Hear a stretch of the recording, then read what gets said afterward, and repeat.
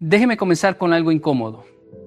Yo crecí viendo a mi madre trabajar más horas que nadie y aún así no avanzar. No era falta de esfuerzo, era falta de hábitos. Cuando viví en Japón, entendí algo que me golpeó fuerte. Allá la gente no se pregunta por qué me va mal, se pregunta qué estoy haciendo mal. Esa diferencia cambia destinos. Muchos aquí trabajan duro, se sacrifican, se cansan y siguen pobres, no porque no puedan, sino porque repiten conductas que los mantienen atrapados. Hoy no vengo a motivarlo, vengo a confrontarlo con respeto. Porque el día que usted deja de justificarse, empieza a liberarse. Durante mucho tiempo nos hicieron creer que la pobreza es una herencia, que si usted nació en cierto barrio, en cierta familia o en cierto país, ya tenía escrito su destino. Yo también crecí escuchando eso. Vi a personas buenas, trabajadoras, levantarse temprano, acostarse tarde y aún así no avanzar. Y durante años pensé que era injusticia, mala suerte o falta de oportunidades, hasta que me tocó vivir en una cultura completamente distinta y entendí algo que me incomodó profundamente. Allá la pobreza no se explica, se corrige, no se romantiza, no se justifica, se cuestiona. Y ese choque me obligó a mirar hacia adentro. Me di cuenta de que la pobreza no empieza cuando falta dinero, empieza cuando se normaliza el desorden. Cuando gastar todo es lo normal, cuando llegar tarde es aceptable, cuando no cumplir la palabra no tiene consecuencias. Eso no es mala suerte, eso es conducta repetida. Y toda conducta repetida se convierte en identidad. Por eso hay personas que ganan poco y progresan, y otras que ganan más y siguen igual. El problema nunca fue el ingreso, fue el hábito. Recuerdo claramente la primera vez que vi a alguien separar su basura, limpiar un espacio que no era suyo y devolver algo que nadie le estaba pidiendo que devolviera. Nadie lo vigilaba, nadie lo aplaudía. Lo hacía porque así se vive. Ese día entendí que el progreso no depende de grandes actos heroicos, sino de pequeñas decisiones bien hechas todos los días. Mientras en muchos lugares esperamos que alguien venga a rescatarnos, hay culturas donde cada persona se asume responsable de su parte, aunque sea pequeña. La pobreza se aprende cuando uno crece escuchando que así somos, que no se puede, que para qué intentarlo. Se aprende cuando ve a los adultos rendirse y normaliza la queja. Se aprende cuando el esfuerzo no va acompañado de estrategia. Pero así como se aprende, también se puede desaprender. Y ese es el punto más importante. No está condenado, está condicionado. Y lo condicionado se puede reprogramar. El cambio comienza cuando deja de preguntarse por qué el mundo es injusto y empieza a preguntarse qué puede ordenar hoy. Su horario, su forma de hablar, su manera de gastar, su compromiso con la palabra. No necesita dinero para empezar a comportarse como una persona próspera. Necesita carácter, porque el carácter precede al resultado. Si espera tener más para cambiar, nunca va a cambiar. Primero cambia y luego llega más. La pobreza no se rompe con quejas ni con deseos, se rompe con decisiones pequeñas sostenidas en el tiempo, y el día que usted entiende eso, deja de ser víctima y empieza a convertirse en responsable de su propio futuro. Muchas personas están convencidas de que su problema es el salario. Creen que si ganaran un poco más, todo se acomodaría. Yo también lo pensé durante años. Crecí viendo a gente decir, cuando gane más, ahí sí voy a organizarme. Pero ese día nunca llegaba, porque el desorden no se corrige con más dinero, se amplifica. El dinero no educa, revela quién sabe administrarse y quién no. Por eso hay personas que reciben un aumento y a los pocos meses vuelven a estar igual o peor que antes. Recuerdo una escena que me marcó mucho. Vi a alguien que ganaba poco, pero sabía exactamente en qué se le iba cada peso. No improvisaba, no gastaba para aparentar. Vivía con sencillez, pero con dignidad. Y vi lo contrario también. Personas con ingresos altos, viviendo siempre al límite, endeudadas, estresadas, dependiendo del próximo pago. Ahí entendí que la pobreza no se mide por lo que entra, sino por lo que queda, por lo que se cuida, por lo que se respeta. El problema no es cuánto gana, es cómo vive. Es la costumbre de gastar antes de pensar. Es confundir necesidad con capricho. Es vivir reaccionando al impulso y no desde la decisión. Muchos dicen, me lo merezco cada vez que gastan, pero nunca se preguntan si su futuro también merece algo. Vivir bien no es vivir caro. Vivir bien es vivir con orden. Y el orden siempre es incómodo al principio porque obliga a decir no. Hay algo que aprendí, observando culturas que progresan. Nadie se siente humillado por vivir con menos de lo que gana. Al contrario, hay orgullo en la moderación. Aquí muchas veces ocurre lo opuesto. Se vive para impresionar, aunque por dentro todo esté en ruinas. Se compra lo que no se necesita con dinero que no se tiene para mostrar una vida que no es real. Y ese teatro cuesta caro. Cuesta paz, cuesta libertad, cuesta futuro. El dinero es un recurso sensible. Si usted lo trata sin respeto, se le escapa. Si lo administra con intención, se queda y crece. No necesita ganar más para empezar a cambiar su forma de vivir. Necesita sentarse, mirar sus números y ser honesto, no con el banco, con usted. Preguntarse en qué se le va la vida disfrazada de gastos pequeños, porque ahí está la fuga. No en lo grande, en lo cotidiano. Cuando una persona decide vivir por debajo de sus posibilidades, algo cambia por dentro. Aparece el control, aparece la calma, aparece la capacidad de elegir. Ya no vive corriendo detrás del dinero, el dinero empieza a trabajar para ella. No por magia, sino por respeto. Y ese respeto se aprende viviendo distinto, no ganando distinto. El día que entienda que su estilo de vida pesa más que su salario, empezará a construir libertad incluso antes de tener abundancia. Durante mucho tiempo nos enseñaron a buscar motivación, como si fuera un combustible mágico que aparece cuando todo está alineado. Yo también caí en esa trampa. Esperaba sentir ganas para empezar, entusiasmo para continuar y ánimo para no rendirme. Pero la vida no funciona así. Hay días en los que no hay ganas, no hay ánimo y no hay motivación. Y aún así, las personas que avanzan hacen lo que tienen que hacer. Ahí entendí una verdad incómoda. La motivación emociona, pero la disciplina transforma. Recuerdo mis primeros años intentando cambiar hábitos. Me prometía empezar el lunes, el próximo mes, cuando tuviera más energía. Siempre había una razón válida para no comenzar, hasta que comprendí algo observando culturas que progresan. Nadie se pregunta si tiene ganas de cumplir con lo que debe, simplemente se hace. No porque sea fácil, sino porque es necesario. La disciplina no depende del estado de ánimo, depende del compromiso. La motivación es inestable. Un día está, al otro no. Si su progreso depende de cómo se siente, su vida será una montaña rusa. Hay días en que se levantará cansado, confundido, sin claridad y aún así tendrá que actuar. La disciplina aparece precisamente allí.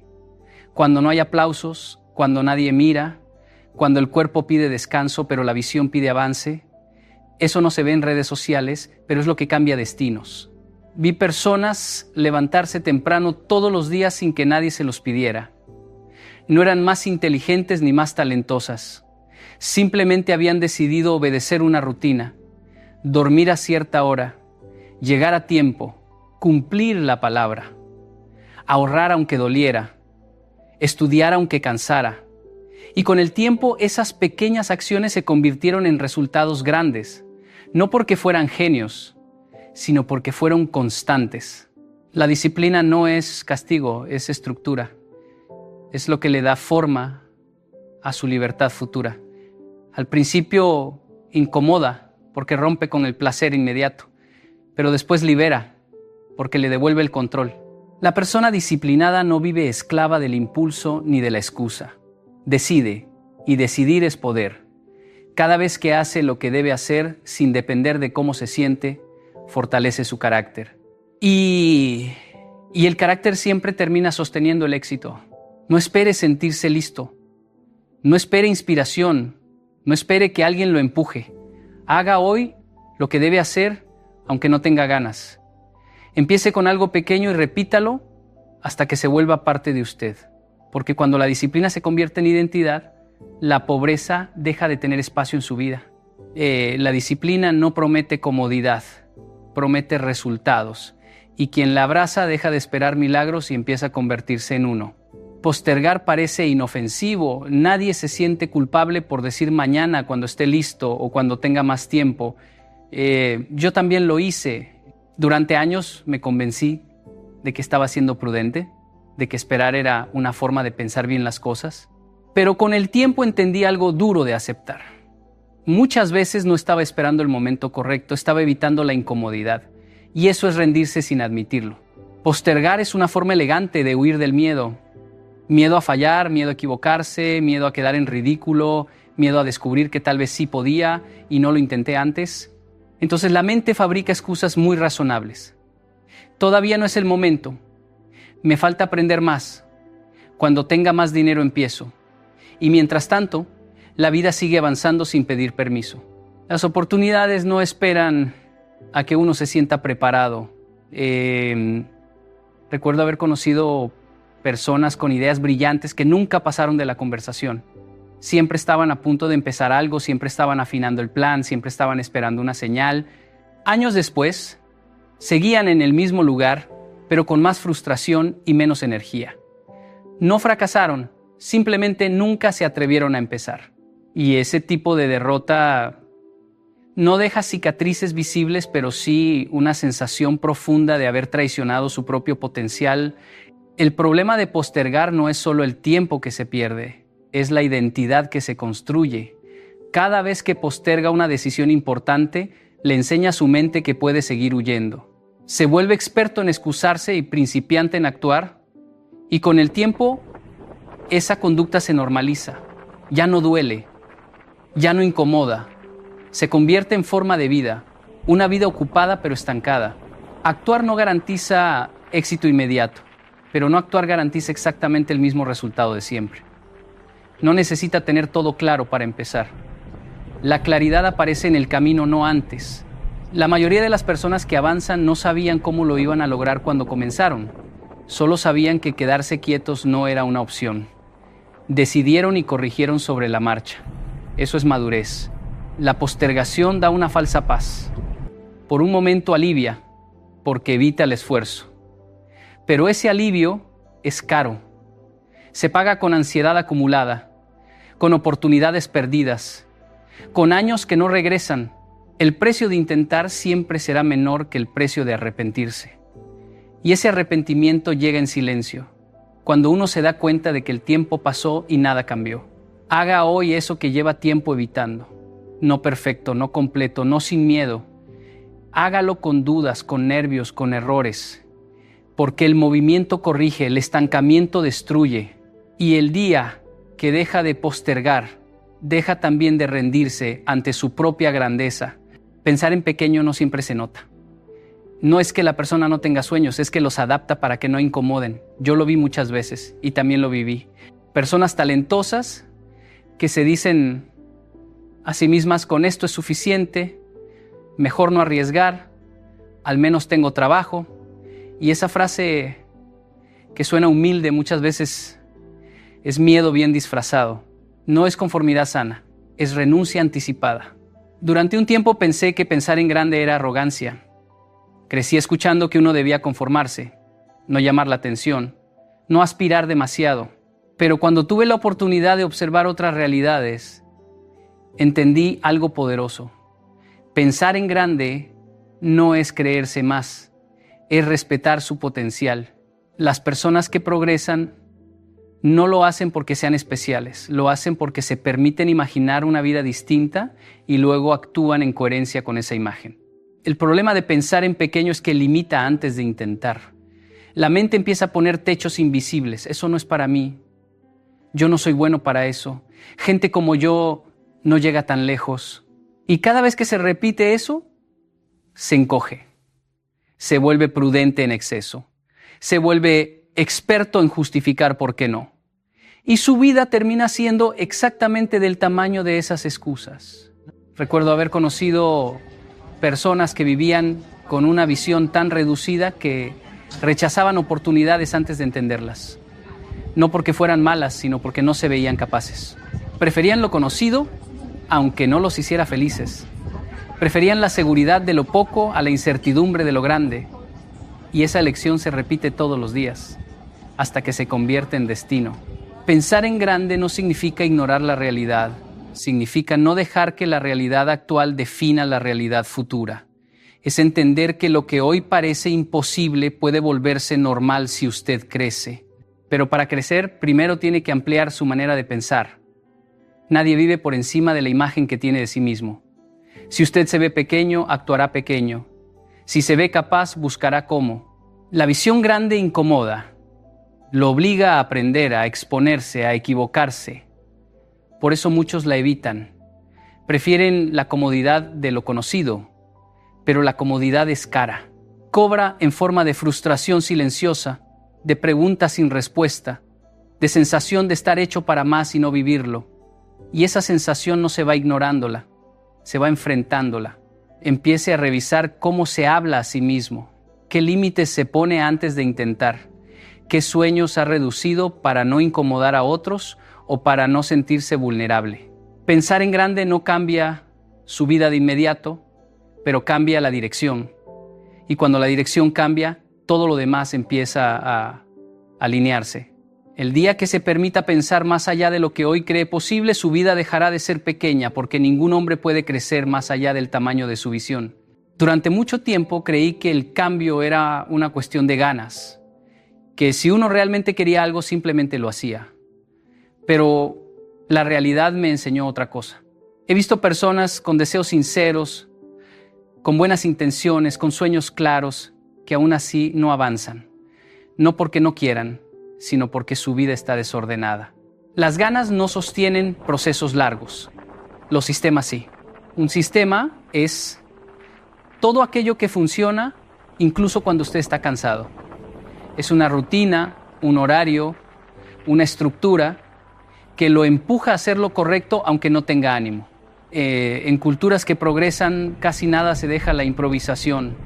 No se decide cada día a qué hora levantarse, ni si cumplir o no.